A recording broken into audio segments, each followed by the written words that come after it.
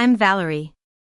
Standing in the small side room of the Thompson barn, I finally managed to fasten that last button on my wedding dress by myself. It was a cold October afternoon, and the barn glowed like something out of a fairy tale. The timber walls were warm with string lights, hay bales were softened with quilts, and my mother's cider was steaming on the warming plates sent by the local diner. Just this morning, at 9 o'clock, when I was reaching for that same button, the phone rang. I saw my sister, Ava's, name on the screen. She didn't say hello. In that soft, sweet voice she always had right before saying something cruel, she said, "Don't wait for Dad." He chose to stand with me. I pressed my hand against the doorframe and whispered, "How could you do this?" Her reply still echoed in my ears, "You should have known your place." But I was so wrong about walking into this room alone, and so was she. Through the wall, I could hear a barn full of voices, laughter, and the scrape of chairs. It was nothing like the half-empty, humiliated silence Ava had planned. Let me take you back. It all started 14 months ago. My mother was diagnosed with lung cancer, and it spread rapidly. I was a home health nurse in a small town in Maine. I was the kind of person others called when things went wrong. One night, at 3 a.m.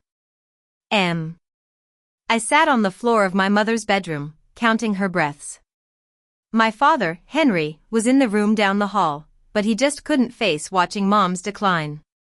Ava said she couldn't stay because of her two kids, Jake, who was 10, and Mia, who was 6. So, it was me. I learned the rhythm of Mom's pain medication, the right angle of her pillows, and the smell of the chamomile sachet she kept by her wrist because the hospital sheets scared her. That chamomile scent got into everything, my hair, my scrubs, and the inside of my coat. When Mom passed away at dawn, I was the one who called the funeral home, broke the news to Dad, and picked the hymns because no one else could speak. Gradually, without anyone saying it, I became the one who took care of everything: the bills, the paperwork, and the phone calls. It felt like love, being needed so much. I thought if I just held everything together, someone would notice. I met my fiancé, Ethan, at the hardware store. We were both reaching for the same box of nails, and he apologized as if he'd knocked over a priceless vase. We'd been together for 2 years. He was a carpenter, good with his hands and gentle with his words. When I told him about my family, he never pressured me to fix things. He just let me decide. 3 weeks before the wedding, on a Sunday night, I was at my kitchen table, doing my usual tasks. I opened my banking app to confirm the auto payment for the family homestead's homeowner's insurance. Dad's pension couldn't cover it after Mom's medical bills drained the savings. I also topped up the escrow shortfall for the property taxes, as I'd done every quarter since the funeral. Then I logged into Dad's Medicare portal to correct the form he'd filled out wrong again and reordered his blood pressure medication. Just as I was finishing, I got a text from Dad. It was short and cautious, the way he got when Ava had been influencing him. "Honey, about walking you down the aisle, let's talk later." He'd been saying later for a week. Ethan looked up from the couch and said, "He'll come around." I wanted to believe him, but I'd seen Dad avoid difficult situations his whole life, and a wedding was the toughest one.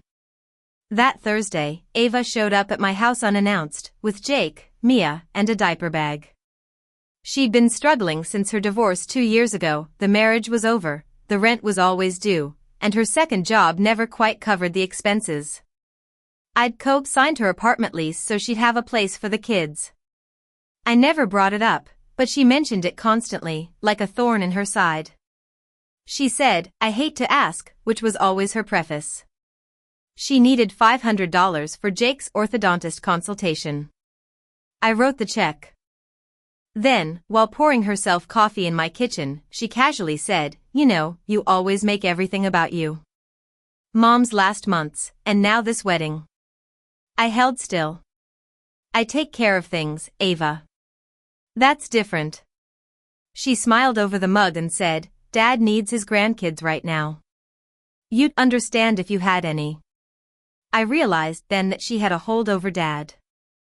She controlled when he saw Jake and Mia, and she knew it was the one thing he couldn't bear to lose in his lonely life as a widower. That evening, I drove the 30 minutes to the homestead.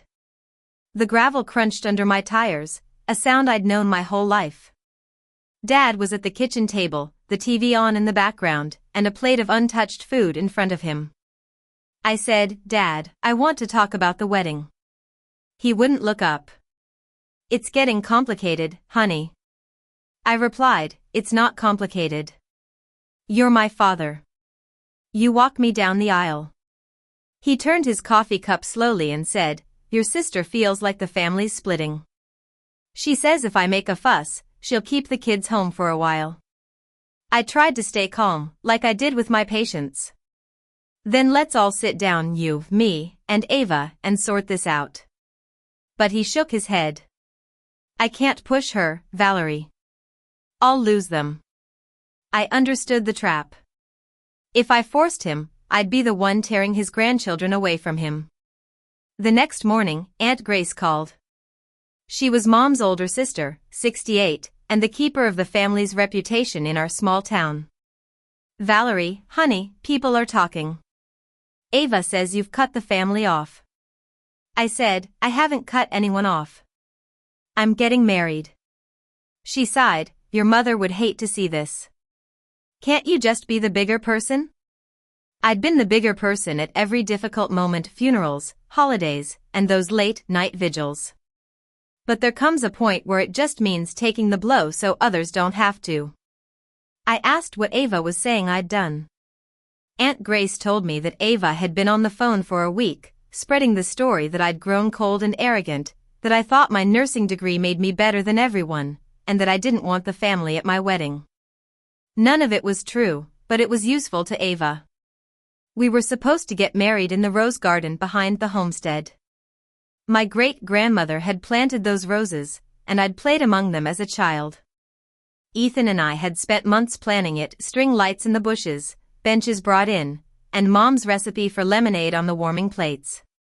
For the first time in my life, I was going to be the center of attention, not the nurse or the problem solver. Ava knew how much this meant to me. She started dropping hints in family conversations, like, "Funny how Valerie just assumed she could have the rose garden. It's family land, after all." I tried to convince myself it was nothing. Dad had promised the garden months ago, but a promise from a man who was so afraid of losing his grandkids was more like a wish. That night, I opened my banking app and scrolled through 14 months of transactions: insurance payments, tax escrow, pharmacy charges under Dad's name that I'd quietly covered, and the lease I'd co-signed. I added it all up, and the number was so large that I sat back in my chair. Then, I did something I regret. I printed all the statements and put them in a neat folder. I imagined the family dinner where I'd open the folder, read the figures aloud, and watch their faces change as they finally understood how much I'd been doing. My friend, Lisa, a nurse I'd worked with for 8 years, came over for coffee the next day. I showed her the folder, and she whistled. "Valerie, make them see what you've been doing. Lay it all out." I wanted to. I was so tired of being unseen. I held the folder in my lap like a weapon all evening. 10 days before the wedding, Dad called, but it was Ava's voice in the background, guiding him. "Honey, about the rose garden. I think it's best we don't have the wedding there. Ava thinks it's better to keep things calm. It's family land." I closed my eyes. I was standing in my kitchen, 10 days from my wedding, listening to my father give away the one place that was supposed to be mine because it was easier than standing up to Ava. Ethan found me sitting on the kitchen floor, my back against the cabinets. He didn't ask what was wrong. He just sat down next to me and said, "We'll get married in our own backyard. I'll build an arch this weekend. I've got the wood." It was a kind offer, but I couldn't say yes. I still wanted my father to choose me. So I said, "Let me think." And then, out of habit, I reordered Dad's blood pressure medication because it was due. I went to bed angry, but the next day, I drove to the homestead to collect Mom's things for the wedding. First, Ava texted me, "Just us, sisters. Coffee? I knew it was a bad idea, but part of me still hoped for a change in her. We sat in the diner, and she stirred her coffee, studying me. I realized quickly that this wasn't a reconciliation, it was a reconnaissance. She wanted to know if I was going to make a scene at the wedding or the family supper. She was scared of the folder she'd somehow guessed I had. She said, "I just don't want Dad put in the middle. He's fragile." I replied, "You put him in the middle, Ava." She laughed and said, "You really think you're the good one." Then she dropped the bombshell, "Mom always loved you more. You got the easy version of her. I got the disappointed one." I was stunned. I was the one who'd taken care of Mom, counted her breaths, and chosen the hymns. I was the one holding the family together while Ava was spreading lies. But inside her, there was a sincere belief that she was the overlooked one.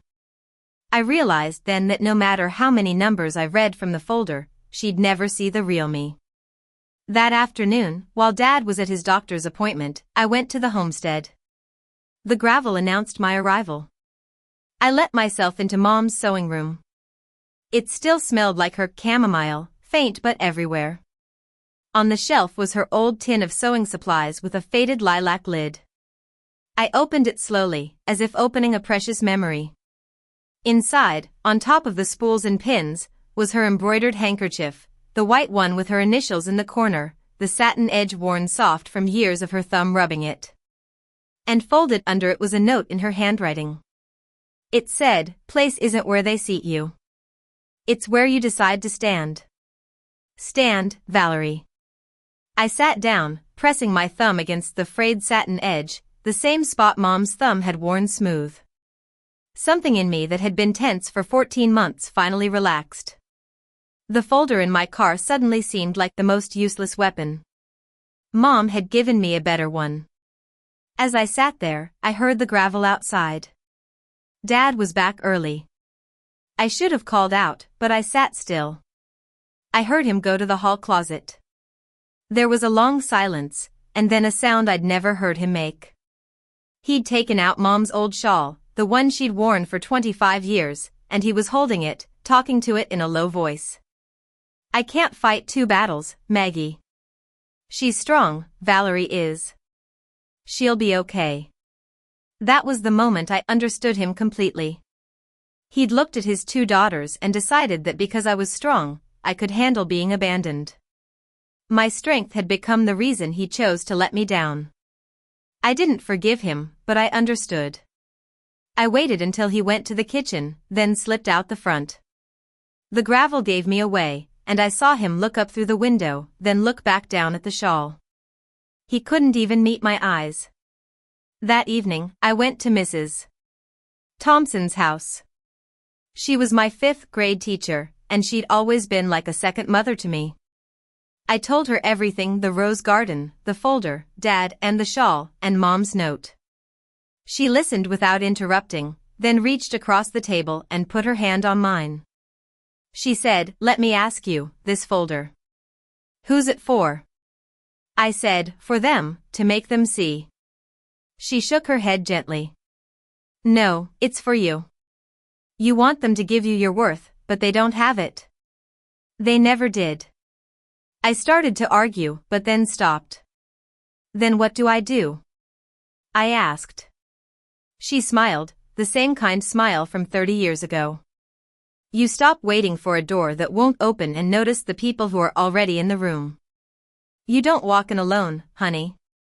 You walk in with those who've already shown up." The next morning, Mr. Thompson called. I'd nursed his wife, Mrs. Thompson, through her last 4 months. He called to thank me, and when he asked how I was, I told him about losing the rose garden and needing a new place for the wedding. He said, "Our barn, the old one we restored after my wife passed, is just sitting there. Let us host your wedding. It'd mean a lot to us." I was hesitant at first, but then I realized this was the harvest of all the kindness I'd planted in this town over the years. I told him I'd think about it. The peace-making supper happened that Sunday at Aunt Grace's. I went, the folder still in my car. The whole family was there: Ava and the kids, Dad sitting silently at the end of the table, and Aunt Grace trying to manage the tension. Aunt Grace started before the plates were even on the table. "We're all family, and family forgives. Valerie, I think you owe your father and sister some grace." I almost reached for my car keys to get the folder, but then I looked at Dad. He was so small, staring at his plate, a man who was talking to his dead wife's shawl in an empty house. I knew that if I read the numbers from the folder, I'd break him in front of everyone. I'd be fighting Ava on her terms, and she'd win. So I said, "You're right, Aunt Grace. Family forgives. I forgive all of you." Ava's eyes narrowed. She'd expected a fight, and Grace scared her. I drove home and threw the folder in the recycling bin. Instead, I spent 3 evenings at my kitchen table creating a handover packet for Dad. I organized all the accounts, insurance policies, tax escrows, Medicare logins, and pharmacy refills that I'd been managing for 14 months. I wrote it all out clearly, like discharge instructions for a patient going home. I was discharging myself from being the invisible support of the family. The night before the wedding, I turned off the auto payment for the homestead insurance, canceled the tax escrow draft, and removed myself as a co-signer on Ava's lease. I emailed the handover packet to Dad with a short note: "Dad, here's everything I've been handling for the house and you. It's all yours now, clearly labeled. You can stand on your own, and so can I. I love you. Valerie." I sat in my quiet kitchen, feeling a strange peace. I'd stepped off the foundation I'd been holding up for so long. When Ava called that night, I let it ring. Whatever she had to say could wait until morning. And now, here I am, about to walk into the Thompson barn. Dana, a nurse friend, stuck her head in and said, "You ready? It's packed out there. Standing room only." I asked, "Who came?" She replied, "Everybody, everyone you've ever helped." I picked up my bouquet, with Mom's handkerchief wound around the stems. I walked to the doorway, and when the doors swung open, I saw the fullest room I'd ever seen. There were no empty chairs, and 100 smiling faces turned towards me. As I started down the aisle on Mrs. Thompson's arm, the barn doors at the back opened again. Ava stood there, framed in the October light. Her eyes went wide when she saw the packed room, the steaming lemonade, the lights, and me on Mrs. Thompson's arm. And behind her, hesitating at the threshold, was Dad. He'd come on his own. He'd read the handover packet and finally understood the weight I'd been carrying. He stepped inside, but couldn't lift his head. Ava found her voice and said, "Valerie, this is ridiculous. You should have known your place." The whole barn went quiet. I looked at her across the silent faces and said, "I finally do, Ava. My place was holding all of you up, and I just set it down." Dad lifted his head slightly, his eyes wet. He said, "I read what you sent. I didn't know." His voice broke, but he didn't need to finish. I felt no triumph, just a quiet sorrow and a newfound strength. "Mrs. Thompson patted my hand and said, 'Shall we?' And we walked the rest of the aisle towards Ethan and his wooden arch. As we walked, I knew that I'd built a new family, a family of people who chose me, and I'd never have to ask them to be there for me.